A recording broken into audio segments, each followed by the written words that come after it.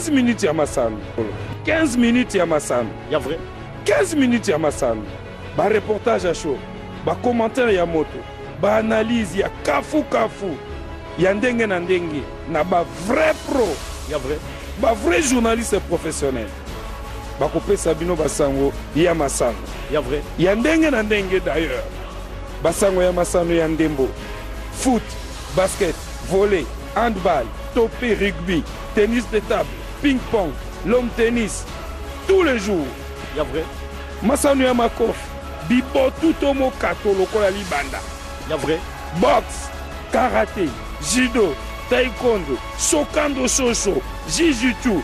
Samedi 27 octobre 2018 tu te telemi bina bompikiliki penza pour la kopesa bino 15 minutes ya masano mbangu pe ma vitesse wapi wana na bandi nano na petit grego kuna na quartier de Njila bina pona ni to mona to pona salé na jali ata mutwana zaka contre biso tozali to telemi to promettre bino nouvelle série novelas Tom et Jerry était papier Jerry beaucoup zwango to bana olende to ya mais pona lelo d'être olande le biso makamba tata wala te vea azoleka coach benge azai contre azoleka ba image kuto bomona ya zo sepela leur avec club na El Jadida tout ça mais vea zo kende qualification avec club na finale bana vea vigilance ko kebake batwa ko côté la honte to lobela pe mamba basket.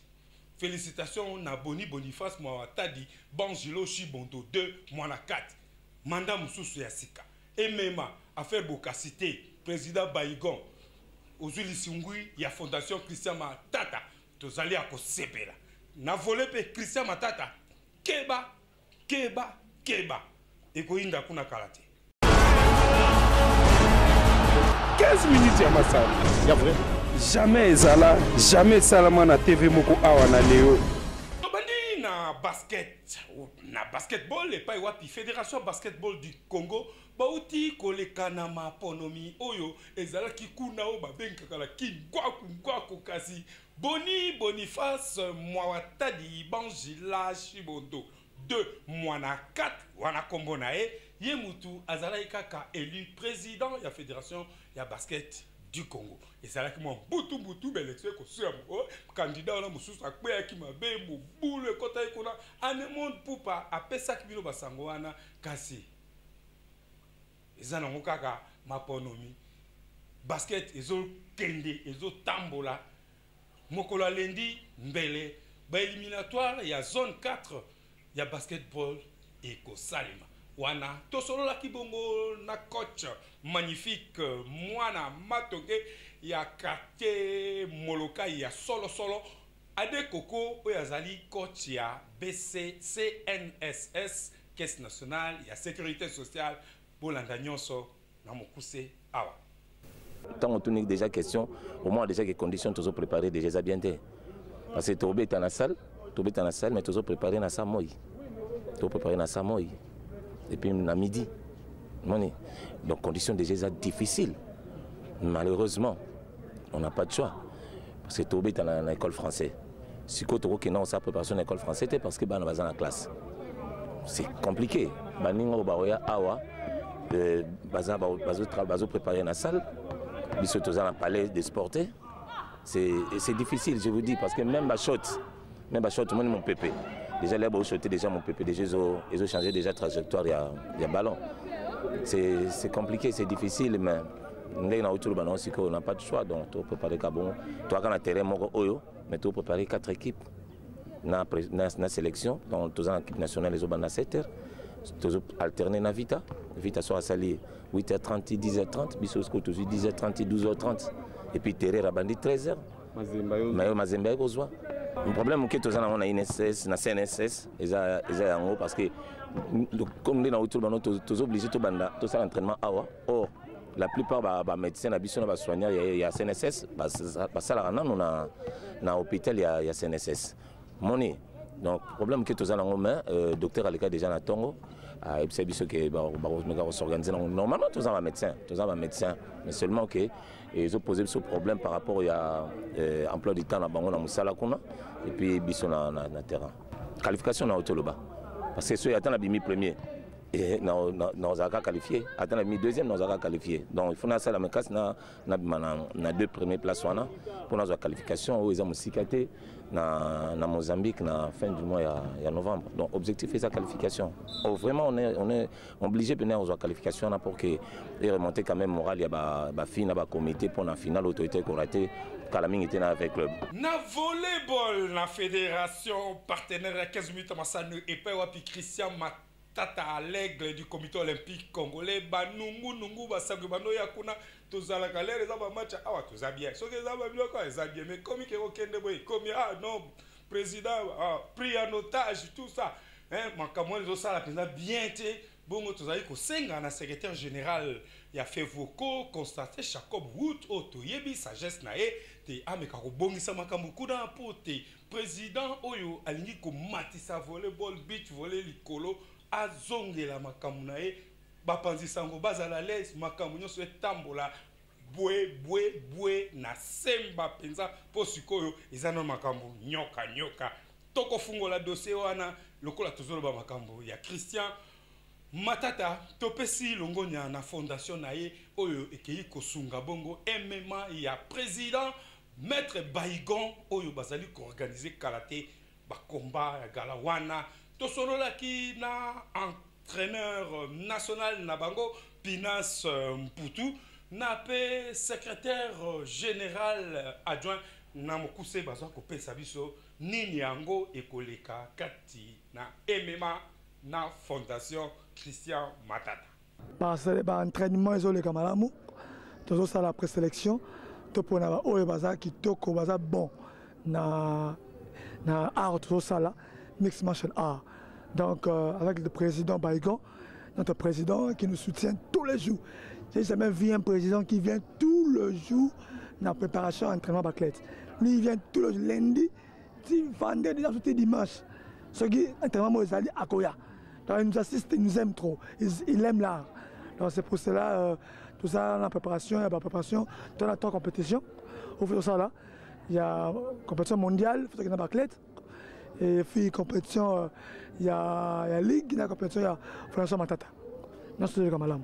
Voilà, je vous assure, tous les Quinois, Congolais, donc partout dans le monde, jusqu'à l'image, il y a comment. Dans l'Afrique du Sud, dans l'United States, dans le boss de la spectacle Malam. Moi, je suis à South, là où je viens, là où c'est nous, guys, tout travailler. Plus boss de du spectacle. Congo, boss du spectacle. Parce que c'est la première fois dans l'histoire, dans Kin, dans le Congo, MMA et Botam. Tout ça, c'est l'ango, et comme on a un énorme Sengeli, dans l'Afrique du Sud, dans le Japon, dans les États-Unis, dans UFC. Donc c'est un peu ça, on essaye d'y arriver. Mais je crois bien, avec tout ce que je suis en train de faire, nous allons faire des bons spectacles. Je vous remercie. Avec le président, le soutien du gouvernement, on vous demande vraiment l'aide. Merci. Avec le président Baigon, merci pour votre soutien. Pas navé à la finale, il y a 15e Coupe d'Afrique, il y a Confédération africaine à football. Et Kosuka Awate, Okosuka Lelote, ba Diabolos, oh, qui compte, bazo déstabiliser Ibenge. Oh non, allons à l'équipe nationale. Oh non, tu es évité, oh c'est un aventuré. Est-ce que moi si pour la ligne, est-ce que vraiment ça mon conseil sport? Kolo ba biloko ni wana siko ba résultat ya coach Android et bende pays mosa et bende kui bokula neka pendo kanga bokanga lisusu veya za la finale bongo tozo continuer ça la vigilance batu wana ba diongo ba soro wana oyo kutu ba fotisaka SV club mbongo na stade de Martyr so ba sa entraînement est-ce que ça normal to okeba ba bel service final te batika bisoto kende wana président Constant Omar Selemani lo moderne ou auti ko kita na mabelele lo auti na Rwanda kuna na Kigali na conseil ya FIFA kuna déjà les azolanda apesa ki longonya putulu non payé kwa ki ba fufu na mutu ya coach ya général Gabi Gabriel Amisi Kumba tango mine tango 4 tango fort ouais zwa biloko na yo je comprends ta passion pour na faire club dongonya tolanda message à félicitations il y a président l'homme moderne TH Constant Omar Selema pour salarié to voyager bien que l'autre moto na ça to zongela makambo na nyos awa so ba bomba biso pour na 15 minutes à ça pour besoin ka vérité. Président, il y a Fédération Congolaise de Football Association, patron il y a football congolais Constant Omar Selemani l'homme moderne, aebaki na ko sala topé, aebaki na ko féliciter bongo équipe munene ya Kinshasa pe ya Congo République démocratique du Congo, ASV Club depuis Kigali kuna na Rwanda ezali capitale ya Rwanda ye alandaki match wana yangwana atenaki à tout prix ko féliciter équipe Oyo. Alobi boye na kati ya message na ye a blobi a félicité bongo le général Gabriel Kumba Amisi tango fort a ebaki na ko féliciter ba membre ya comité a féliciter équipe ba membre ya staff technique ba joueur ba supporter peuple sportif congolais mobimba pona victoire munene Oyo ASV Club a uti na kosala alobiete ezali elonga munene oyo bauti kosala pe ba franchir étape munene ya makasi lelo bakomi na finale ya mutuya alobiete biso tozali kaka na mabolongo na se tozali kosenga na nzambe ete finale oyo tozwa coupe yango ekozala malamu mingi pona ekolo mingi pe pona République démocratique du Congo pe Kinshasa. En tout cas, eloko wana etikala kotoyo ekosala malamu makasi. Asengaki bayeba na kotosa mibeko ya ndembo pe batosa bakonzi ya ndembo ndenge bakopesa mibeko. En tout cas, ba joueur bayeba na kozala bongo ba tetute lokola oyo tomonaki awa na ba joueur égyptien oyo alobi esalema bongo te po ete virage oyo bazui ezali ya mutuya makasi alobi pe bayeba na kolongwa to pe balanda bilobaloba ya bato te po ete yango pe ezali moko ya eloko ko déstabiliser moral na bango ekozala bien te ba éviter pe kokota na ba polémique ya ba politiciens sous le haut patronage te bango balanda polémique wana te batikala kaka concentré na kati ya match wana pona président Constant Omar Selemani alobi biso totikali kaka na mabolongo na se tokosenga na nzambe ayeba na kotinda molimo mosantu ayeba na kozipika biso banso na mapamboli po ete final oyo tozali komona tolonga yango pe tozwa yango ekozala kitoko makasi pona mboka na biso wana ezalaki bongo maloba ya président Constant Omar Selemani wuta Kigali capitale ya Rwanda bisika wapi atindaki maloba oyo félicitations biso pe 15 minutes masano topesi na bana vea pe na coach Florent Ibenge Android na yemei patron ya club yango général Gabriel Kumba Amisi tango tokutanaki na Michel Bosco Moibeya Kofela oyo azali bongo président ya ligue président ya commission de gestion commission de gestion ya ligue nationale ya football bongo longoni apo makamyo so bandi ko kendezo ko tambola ligue 2 et bandi ko zo forme ligue 1 ici et piqué bimisi déjà nisisa bongo tebite na poso oyo ekoyinda ndenge ya kosakana te kuna na Lubumbashi ekozala benda bika kati na tout puissant Mazembe Anglebert na Saint-Éloi Lupopo na Kindu toke bakuna oge ezala mbwa swimbwa mwana diembeli mama wana ezali Maniema Union bako yamba bongo ASV Club oyo azana mota ko sakana te mikolo bongo pe na Mbujimai bana dora bazana ngambo walai na yesu biloke bana ngambo liro boyoka karate bakomo ko bakomo diembela po musala ezala ngokuna te côté ba italien on appelle côté bango doute ko 1-1 pour poli 3-0 na maze lobi pe wala msubo zwa de kuna bolo ba 15 minutes to fungole bino to kebisa bino mbongo ya autorité morale mingi boko sanza po buleza lango te yango wana tozozela match wana lobby mais tosilisa na kitoko ndenge président Michel Bosco Moïbea Kofela na maître les très valable national maître Manuel Kande Kalombo ndenge basalaki Vodacom Ligue 1 Awards 2017 2018 Bolan.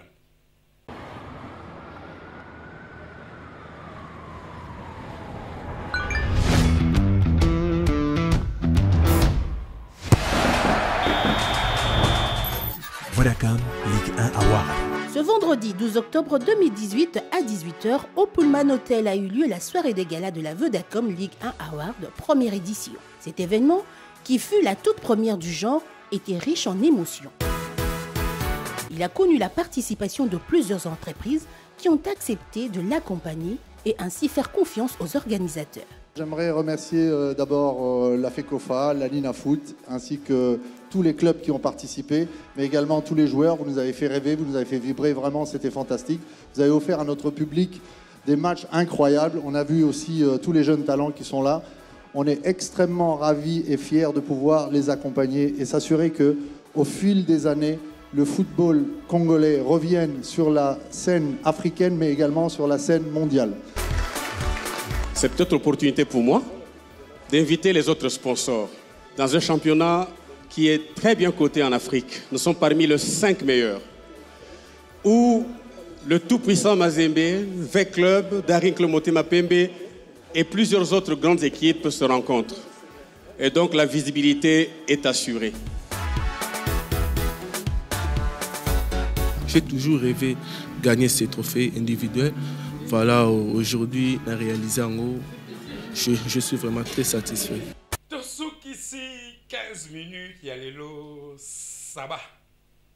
Le 27 octobre, Mukolo, Ngoulala, même si tu as un mais tu as une